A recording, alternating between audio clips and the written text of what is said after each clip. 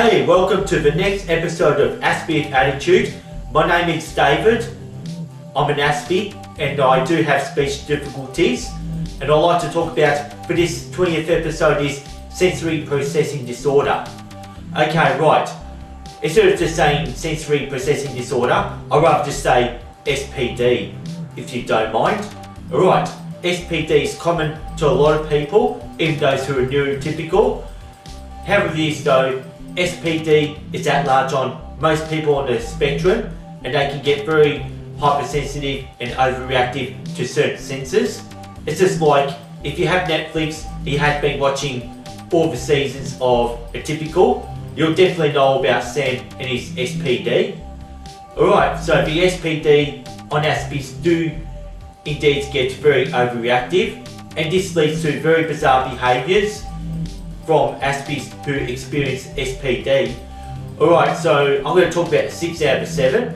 Alright, there's going to be visual, gustatory, vestibular, tactile, olfactory and auditory.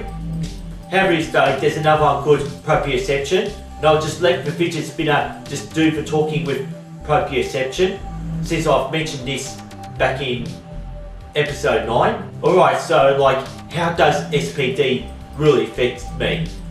Alright, just me being on the spectrum has caused me to go through some unusual and bizarre behaviours. I really like to first, let's just say we want to talk about visual.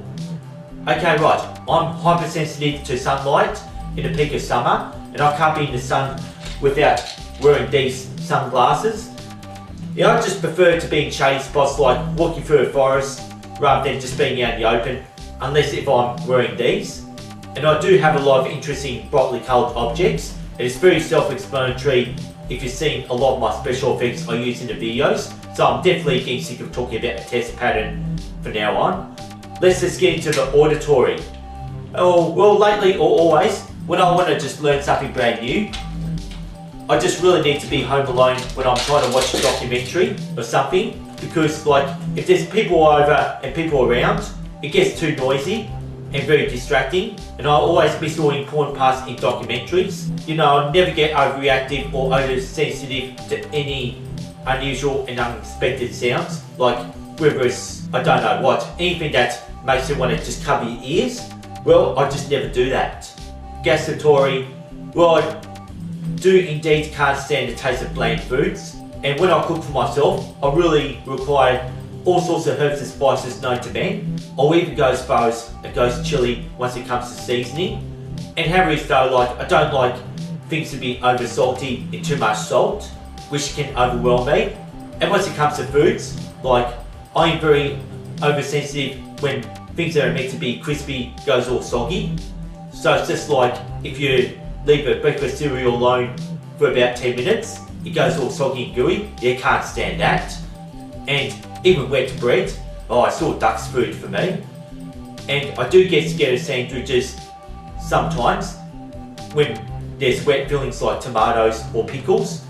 And once it comes to salad rolls and sandwiches, it just must be freshly served, like if I'm going through Subway, or else I just rather starve to death. Here we go, olfactory. Like, there's nothing much to it, but it's just even neurotypicals can get oversensitive to the smells that overwhelm me, like the smell of human waste. We're just talking about sewage and rubbish. Sometimes you get this smelly bin with things that have been rotting in a bin. Well, none of us can stand that smell, and even all smell you experience when you visit a rubbish tip, a landfill or rubbish dump. Yeah, just can't stand that smell either. Okay, here we go, vestibular. Alright, so like to explain the vestibular is that there's never any issues or never get overwhelmed, but however it is though, the most fun thing about this is like I can handle very fast intense rides. Like if I'm going to a theme park or amusement park, I can handle the most intense rides that are fast and throws you upside down. And it's not popular for those not on the spectrum, but I just love going on these rides till I actually get bored of riding those machines.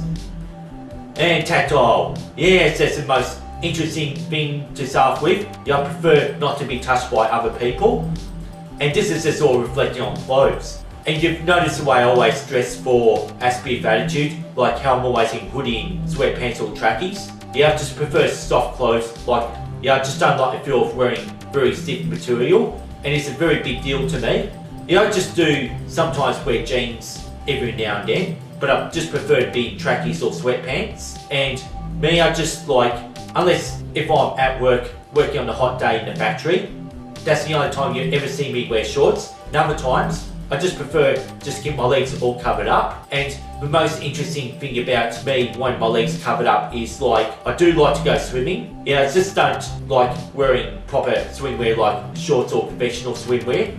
I prefer to have my legs still covered up even if I'm in the water. Yeah, which means that I get hypersensitive to water if my legs are not covered up. So like, I've been fortunate that some local pools do know me and they'll let me swim my trackies on the pool. Yeah, I just don't usually go in the deep end though. Yeah, I just feel less overreactive once my legs are covered up while in the water. Yeah, I just prefer to be going for a swim my trackies or my jeans on. Yeah, which is actually very, very unusual. And that's the most bizarre behaviour I have. And those are many bizarre behaviours that do affect people on the spectrum. And probably exception well, like I've always just let the fidget spinner just do all the talking. And I get good balance, but I can sometimes get a bit clumsy as well, like walking the things and everything like that too. Yeah, since I play for fidget spinner a lot, I just feel less clumsy. Yeah, just before I actually sign off, I'll just lean back and just haven't done that in a while. It's only if it doesn't fall off my nose. And peace. Yeah, it's staying on my nose. Cool.